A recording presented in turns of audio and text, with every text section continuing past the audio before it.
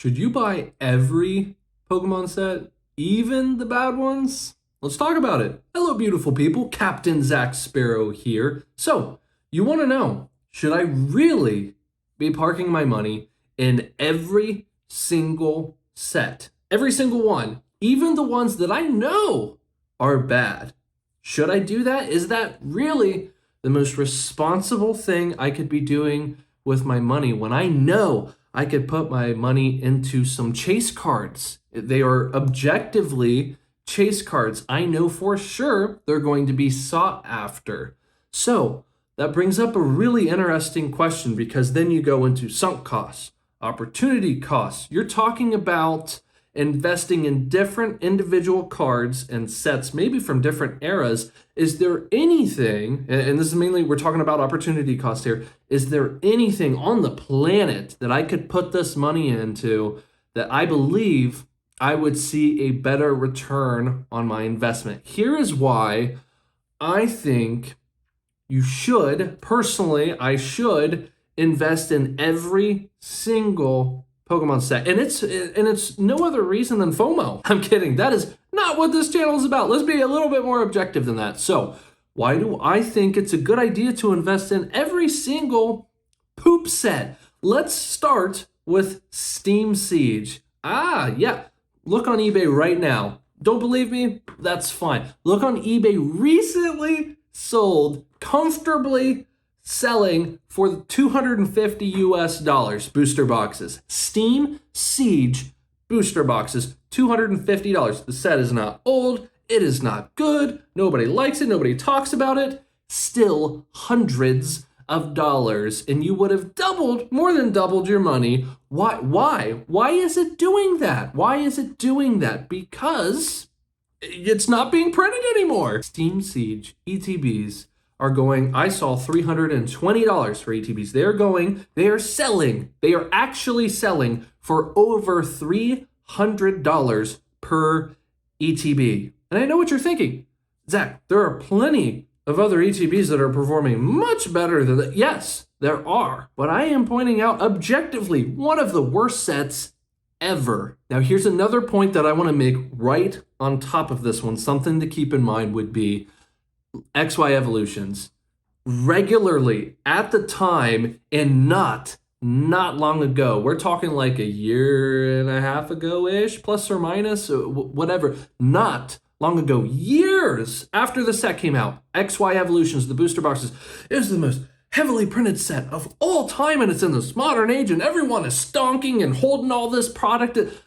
Look at the booster boxes now, and tell me that is not a huge win. At the time, were you really, and this is not a knock on anybody, by the way, would you really have been, and be honest, would you really have been smart enough to look at the XY Evolution set and thought at the time, man, $79 a booster box? Are you kidding me? I can get that shipped? $79 in hand? Nah, I don't want it.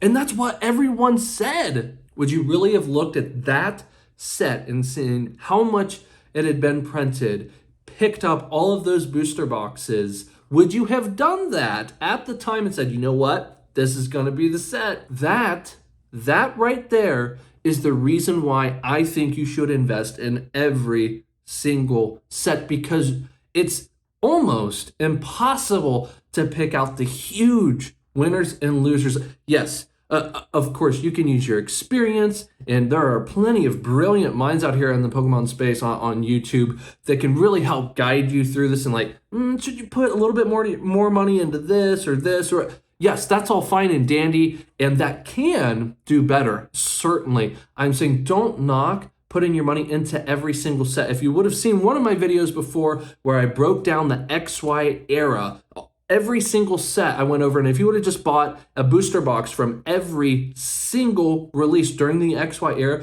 you would have averaged 680 something percent, over 680%. If you would have just bought a booster box from every single release during the XY era. Again, XY XY Evolutions booster boxes, even printed as much as they were printed, and it's still technically a modern set in the fact that it's not super old. And I see videos and forums posts all over the place. The people investing in these, they're going to have a fun time with that set. Time's funny, isn't it? It's funny how that stuff works. Hey, do you want some information? Here's a big surprise. Everyone is saying that right now. They're saying that right now. They're like, do you know how much people are investing in Battle Styles as you, man? With those, a lot less than you think. You still pick up Battle Styles booster boxes for 90 to 100 bucks a pop. Chilling Reign booster boxes for not much more. I'm telling you now, we are living in the golden era of opportunity right spanking now. And as smart as you think you are, as smart as Zach thinks he is, do I think I am smarter than the market 5 years? Heck no. Pardon my French. I know I'm using some strong language today, but I feel passionate about this. So looking back, would it have been smarter to put more money into Evolutions than Steam Siege? Yes, hindsight's 2020. It's super duper easy to look back on stuff like that and say, oh, well, bippity boppity boo, if you would have just done this, blah, blah, blah. People always underestimate in the moment how difficult, critical, informative, objective decision-making can be. And I can tell you right now, especially in the collectible, guys, we're talking about Pokemon here. We're talking about a trading card game. As much as we like to think that we're objective investors, we do it because we like it. Let's be honest, we do it because there's something that tugs at our heartstrings in certain way. It's super, super hard to be objective with this. That is why this product climbs, because there's that desire that when you see, even if you're a sealed collector, you have to admit at some point or another, you're like, I kind of want to rip that open. And that's why it works the way that it works. And it's beautiful. And it's really exciting. And when you get to think about it, and just when you have a sit down and you have a deep dive, it gets really deep really quick, and it's awesome. It's super fun. That's why I can make videos like this and people actually watch it. So again, we're in the moment right now. Yeah, who's to say what those boxes are going to do 5 years from now? Yes, but we can look back 5 years from now at any single set. Would you be happy you would have bought any set at MSRP or under 5 years ago? Something tells me that you would. Would you have been smart enough to differentiate between Evolutions and any other hot set at the time that was objectively performing better than Evolutions, which were frankly most sets? Would you have been that guy? Statistically, you wouldn't have been. That is why we like to allocate in the Pokemon space. It's funny, and just from the nature of my business from before, it's funny saying that, but it is true. That is why I like to diversify and allocate my money, because I like to take a step back and say, you know what? I'm not that smart. I wish I was. No, can you allocate your funds and put a little bit more money into this set and that set? I think that's all fine and dandy. It's more fun that way. Don't make it stupid boring. Of course, we're in this for the love of the game too. So there's a bit of nuance to it. Now, would you have been upset if you would have skipped out on Steam Siege? Probably not so much. Would you have still profited from it?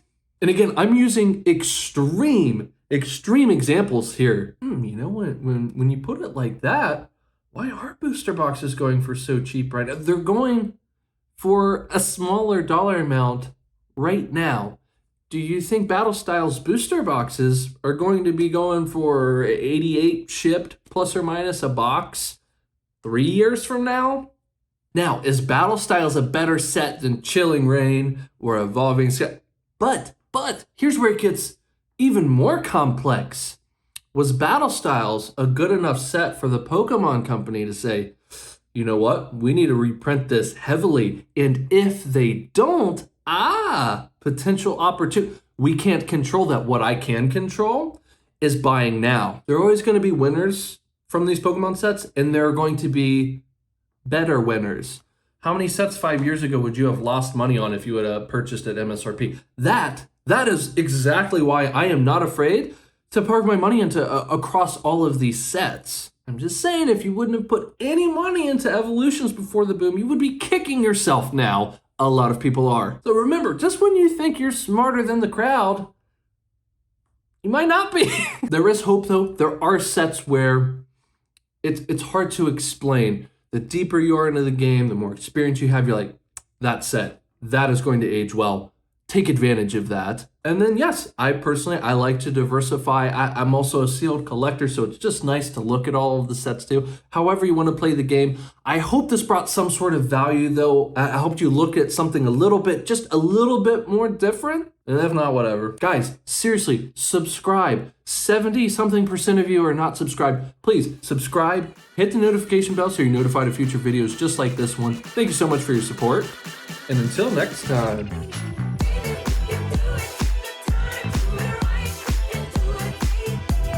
So remember, just when you think you're smarter than the crowd, you might not be.